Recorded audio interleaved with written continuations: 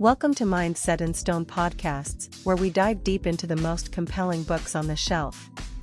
Join hosts Dave and Poppy as they uncover the stories, themes, and ideas that shape our understanding and inspire curiosity. Get ready to explore the big ideas that leave a lasting impact. Let's get started. All right, ready to dive in. Today, it's all about becoming automatic millionaires. We're exploring David Bach's workbook, and, it promises a roadmap to reach our big, ambitious financial goals. Think of it less like a get-rich-quick scheme and more like a GPS. Except instead of navigating traffic, it's navigating our journey to wealth. Exactly. And Bach doesn't even dwell on those lottery fantasies or surprise inheritances. No, he doesn't. He gets right into the nuts and bolts of building wealth. Yeah. Shows how it's possible, even with a normal, everyday income. He's basically giving us the cheat codes, but we got to put in the work. Speaking of, he starts with five simple questions. They're supposed to reveal if you're, on that millionaire trajectory.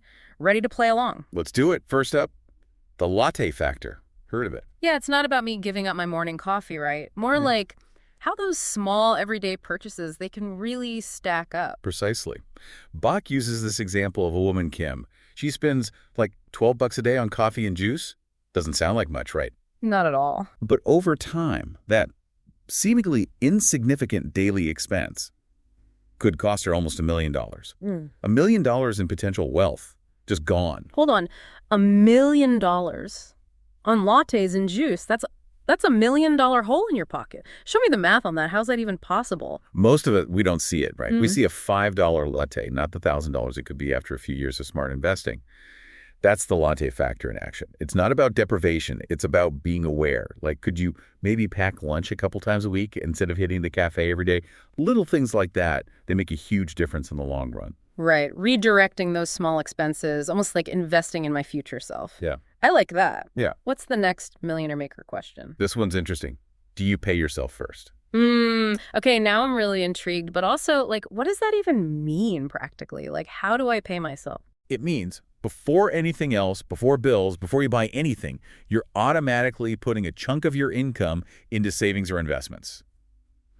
Like when taxes are taken out of your paycheck automatically, Same idea, but for your future self. Like setting up a direct deposit, but instead of going to rent, it goes straight to my, wealth building account. You got it.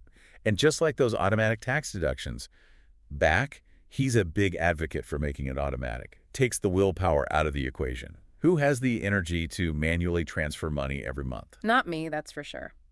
Okay, I'm sensing a theme here. Automation.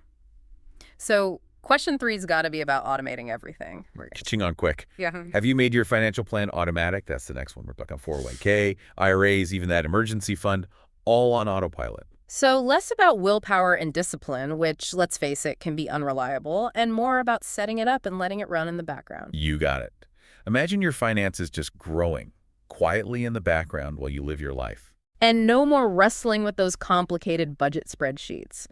Which begs the question, if we're doing this whole pay yourself first thing, do we even need a traditional budget? You're hitting on a key part of Bach's philosophy. He actually thinks those old school budgets, they're too rigid, Set people up to fail. Automating your savings. Much more effective, much more sustainable in the long run. Okay, I can definitely get behind that. 3 down, 2 to go on our millionaire checklist. What's next? This one might seem obvious, but you'd be surprised how many people overlook it. Do you own your home? Ooh, that's a bit of a loaded question, don't you think? Especially these days. Renting seems smarter for a lot of folks, right? Bach gets it. It's not always easy. Housing market's wild right now, especially for first-timers. But he makes a strong case for why homeownership, even now, can be like this incredible wealth-building tool. It's not just having a roof. It's about owning an asset, something that usually goes up in value over time. Less about owning and more about hacking the housing market to build wealth. You said it. And he doesn't just say, go buy a house. He gives real strategies. Saving 10% for a down payment, checking out different loan programs for first-time buyers. He really breaks down those financial barriers a lot of people face. Okay, so homeownership, it's more achievable than it seems if you're strategic about it. All right, final question. The last one on Bach's millionaire litmus test. What is it? You ready for this? Do you tithe? Tithing, like donating to a church or charity, feels a bit out of left field compared to the other questions. He is talking about that, yeah. But it's also, bigger than that. Bach sees tithing as this way to connect your money with your values. Give back to causes you believe in. It's not just about stacking up wealth. It's about using it to make a real difference. Less about the religious angle, more about incorporating generosity, like making it part of your financial plan. Exactly. And Bach, he argues that giving back regularly, even small amounts, it cultivates this mindset of abundance, which, and this is key, can actually draw more prosperity into your life. It's like what goes around comes around, but applied to your finances. You got it. And get this, here's where Bach's thing for automation comes back in. He suggests automating those charitable donations, just like your savings and investments. Most places, you can set up recurring donations, super easy to make giving a part of your routine. So set it and forget it, even for being generous. Love it. Okay, we've covered the 5 questions. I'm already seeing where I could improve. That latte factor, man, it really got me thinking. Can we break down those answers a bit more, starting with, well, those sneaky lattes? Let's do it. It's not about becoming a penny pincher. It's about understanding where your money's going and making choices that align with your goals. I mean, those lattes, they aren't cheap. Look at the average price these days. It adds up fast. Seriously. It's kind of scary how those small expenses, they can balloon on you if you're not paying attention. Right. The whole point of this latte factor thing, it's not just about cutting back. It's about seeing that money differently, redirecting it. Right. Like, I don't have to give up my fancy coffee entirely, but maybe it's a twice-a-week treat. Other days, I'm home brewing it. Exactly.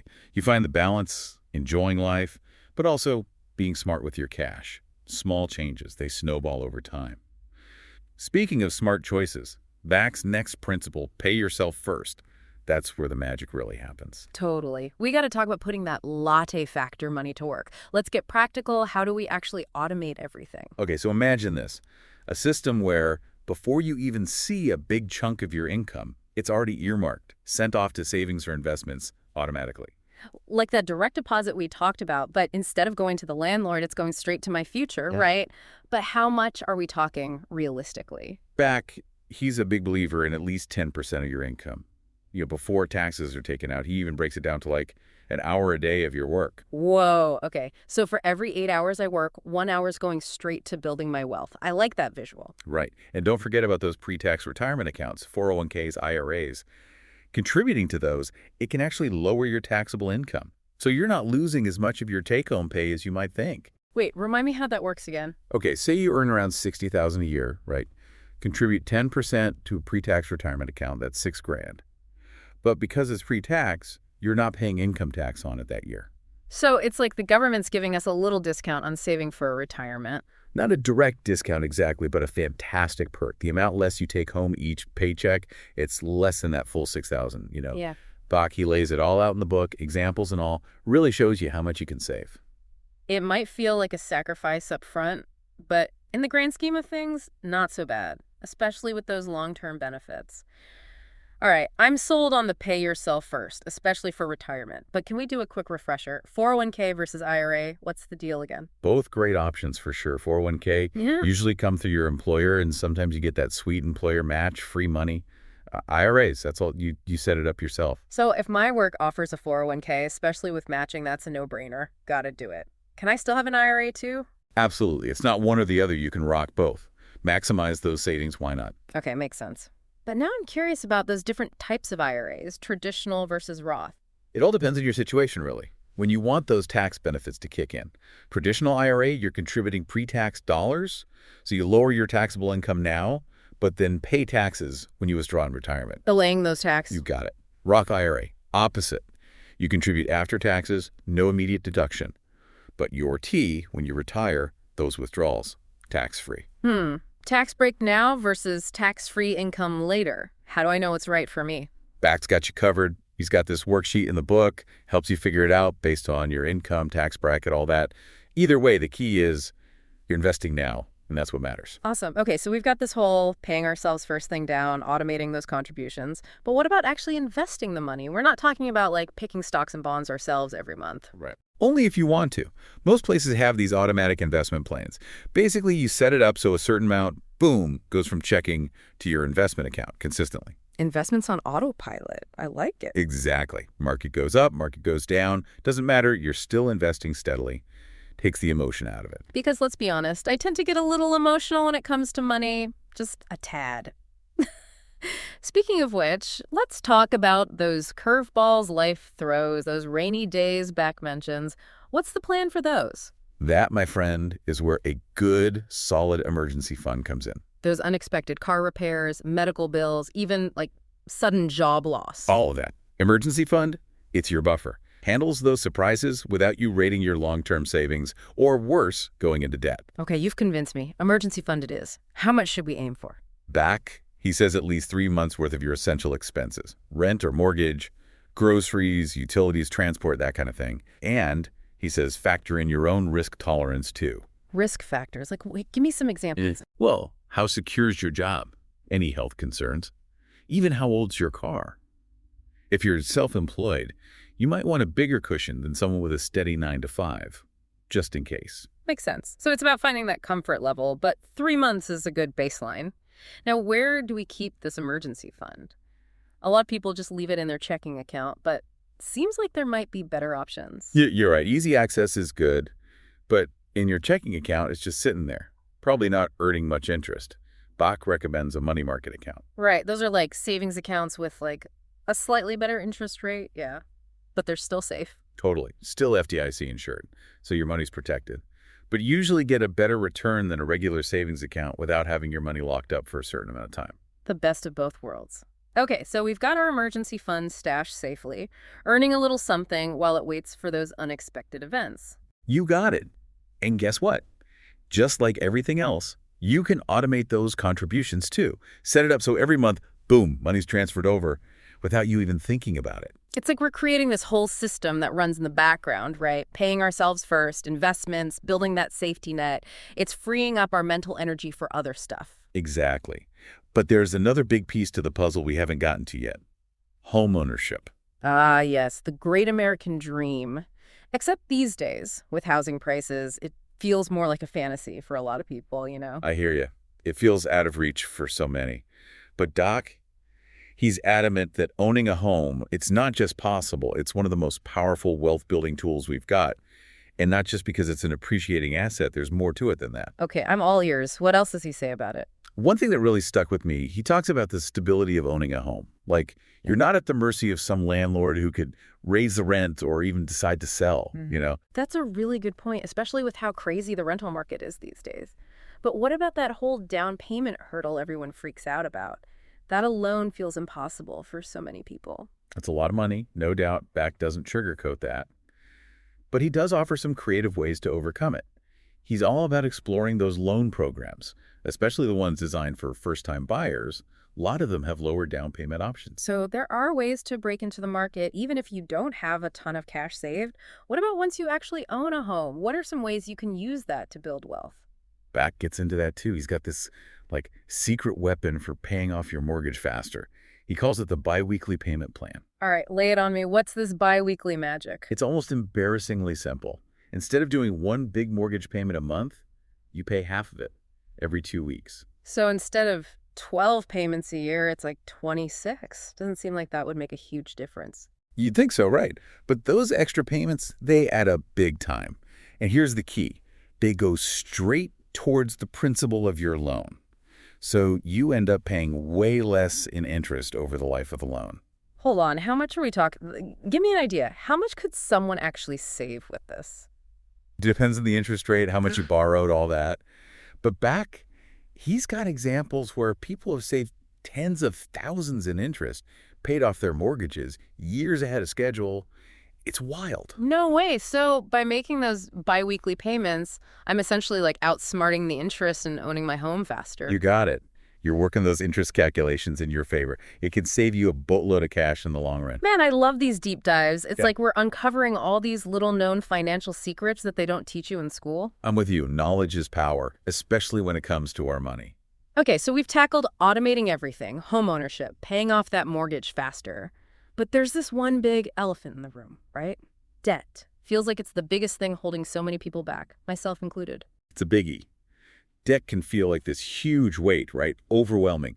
But Bach, he doesn't shy away from it at all. He's got a whole chapter dedicated to kicking debt to the curb. So it's not just about building wealth, it's about getting out of that hole first. What's his take on tackling those credit card bills, loans, all that? He starts by really driving home the true cost of debt, credit cards especially. Wants us to really get how those high interest rates can get out of control fast. Suddenly, a small balance is this massive burden. Those minimum payments, they're so sneaky. The worst. Yeah. Makes you think you're making progress, but most of it's just going to interest, not even touching what you actually owe. So once you understand the real cost, Bach lays out this 5-step plan to break free, become debt-free for good. 5 steps. Okay, I can handle that. What's the first one? Number 1, and you cannot stress this enough, reduce your reliance on those credit cards. No more swiping for those daily lattes. Nope. He sounds like a broken record about it, but he's right. Cut up those extra credit cards, the ones you rarely use but are still tempting you, and resist those shiny offers they keep sending in the mail. It's like breaking up with your credit card company. It kind of is. Once you've cut back on using those cards, next step is to try and renegotiate those interest rates. Wait, you can actually do that? Like, I can just call them up and ask for a lower rate? You absolutely can, and you should. Bach even says, go big, ask to have it cut in half. You'd be surprised how often it works. No way, I'm trying that. Okay, so reduce our reliance, lower those interest rates. What's next? This is where it gets interesting. Bach calls this strategy, bury the past, jump to the future. Okay, that sounds intense. Tell me more. It's about finding that balance between diligently tackling that past debt, but also making sure you're still investing in your future. It's not an all or nothing thing. So I can be working towards becoming debt-free, but still contributing to my retirement, my savings goals. Exactly. He says, take that pay yourself first amount, split it in half. Half goes to aggressively push down debt. The other half, that's for your long-term savings and investments. So you're building wealth and digging yourself out of that hole at the same time. You got it. And then, once you hit that amazing milestone, debt-free, boom, that whole pay yourself first amount, it can go towards your future goals. Watch those grow even faster. Makes a lot of sense. It feels more sustainable, you know? No more deprivation and guilt-tripping myself. Okay, so we're being smart about it, but what about actually paying down the debt? Any strategies for making that more efficient? Bach has a system for that too. He calls it DOLP, debt on last payment. DOLP, okay. Sounds serious. Please tell me there are no spreadsheets involved. No spreadsheets? Promise. Basically, it's about prioritizing your debt payments so you can eliminate them faster. Instead of spreading your payments equally across all your cards, you focus on paying off one at a time. You make minimum payments on everything else and then throw every extra dollar you have at the card with either the highest interest rate or the lowest balance, depending on your strategy. Strategic debt repayment. Yeah. I like it. It's like you're focusing all your energy on eliminating one enemy at a time. Boom, boom, boom. Okay, I'm into it. So we've got our latte factor figured out, our automated finances up and running. We're conquering home ownership, banishing debt. What else is there? What's the final piece to becoming an automatic millionaire? This one might surprise you. It's tithing. Tithing, like donating to charity? Yes. But like we talked about earlier, Bach sees it as more than that. It's about intentionally using your money for causes you care about, giving back in a way that feels meaningful to you. So it's not just about accumulating wealth for ourselves, it's about using it to do good in the world. Exactly. He argues that consistently giving back, even if you start small, it creates this ripple effect, this mindset of abundance. It can actually attract more prosperity into your life. It's like a cycle of generosity and abundance. Exactly. And here's where that automation piece comes back in. Bach stresses the importance of automating your giving, just like your savings and investments. Most organizations let you set up recurring donations, making it effortless to integrate giving into your financial routine. So set it and forget it even applies to our generosity. Exactly. You pick the amount, the frequency, the organization that resonates with you, and let the system do the rest. Wow, we've covered so much ground today. Latte factor, the power of paying yourself first, the magic of automation, home ownership, tackling debt strategically, and the importance of giving back. It's a lot, but it feels doable, you know, especially with that focus on automation. That's the beauty of Bach's Automatic Millionaire approach. It's not about crazy restrictions or complex financial schemes. It's about simple, consistent changes that can make a huge difference over time. It's like we're setting up our financial lives to run on autopilot, letting the power of compounding do its thing. Hey, before we move on, let's revisit those 5 questions Bach uses to see if someone's on that millionaire track. Let's see how we measure up after exploring all of this. Love it. Let's do it. Okay, question 1. Do you know your latte factor? After today, I think it's safe to say we're all a bit more aware of those little expenses that can really add up, right? Definitely more mindful of my spending habits now, that's for sure. Question 2. Do you pay yourself first? We've learned how crucial it is to prioritize our own financial well-being. Automating those savings, making them non-negotiable. Absolutely. It's not about what's left over after everyone else is paid. It's about putting our financial goals first. Question 3. Have you made your financial plan automatic? We've seen how powerful it can be to automate everything, from retirement contributions to our emergency funds to those debt payments. It simplifies things, keeps us on track. Automation, it's the secret sauce, for sure. Okay, question 4. Do you own your home? It might seem impossible for some, but we've busted some myths today, right? Homeownership, it's more attainable than it seems. And we've got strategies to make it happen, like that biweekly payment plan. Can save you a bundle and get you there faster. And finally, do you tithe? We've expanded our definition of what tithing can look like, learned how it can enrich our lives and the lives of others. Aligning our finances with our values, finding joy in giving back. And just like everything else, we can automate those contributions too. Makes it easy. Exactly. It's about turning generosity into a habit. Okay, I'd say we've covered all the bases today. We're well on our way to becoming those automatic millionaires. Absolutely. Right. But remember, it's a marathon, not a sprint. It's all about building those consistent habits, trusting the process. It's about taking that first step and then another and watching the momentum build. Before we wrap things up, anything else from the book that stood out to you? Any last nuggets of wisdom for our listeners? It's not about making some drastic change overnight, right? No, it's the small steps, those little things you do consistently. That's what adds up over time. That's what's so great about Bach's approach, I think. He takes all this stuff that seems complicated, like finances, investing, and he breaks it down into bite-sized pieces, things anyone can actually do. It's about progress, not perfection. 100%. And he makes it clear, you don't have to be a financial whiz to make this work. Remember that couple we talked about earlier, Jim and Sue McIntyre? Oh, yeah. Talk about automatic millionaire goals, right? Exactly. They weren't born into money or anything. They were just an average couple, but they committed to these principles and stuck with it. And look at them now, millionaires. It just shows you it's possible for anyone, no matter your income, your background. Totally. It's not about how much you make. Yeah. It's what you do with it. That's what their story really drives home. Okay, before we wrap up completely, one last question for you. Imagine you're sitting down with your younger self, fresh out of college, first job. What's that one piece of financial advice based on everything we've learned from Bach that you'd give your younger self? Ooh, that's a tough one. There's so much good stuff in this book. You know what? I think it would be to start investing early, even if it's just a little bit. Yes. Because when it comes to building wealth, time is your best friend. The sooner you start, the more time it has to grow. Love that analogy. And we've seen how those small, consistent contributions, especially when you're younger, they make a huge difference over time.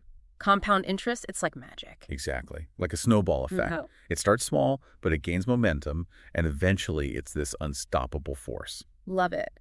Okay, so to wrap up our deep dive into David Bach's Automatic Millionaire workbook, remember, financial freedom, it's within reach for all of us. It's not about getting rich quick or trying to game the system.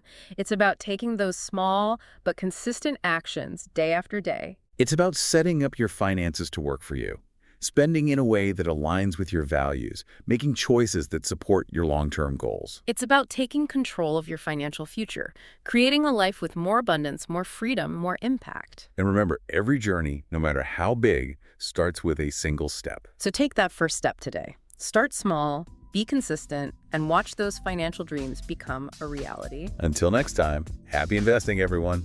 We hope you're leaving with fresh insights and a spark of inspiration. Remember to subscribe, leave a review, and check back for more episodes as we dive into new worlds of thought, one book at a time. Until then, keep your mind set in stone and your curiosity open. This has been a Big L Riz Media podcast, where big ideas meet lasting impressions.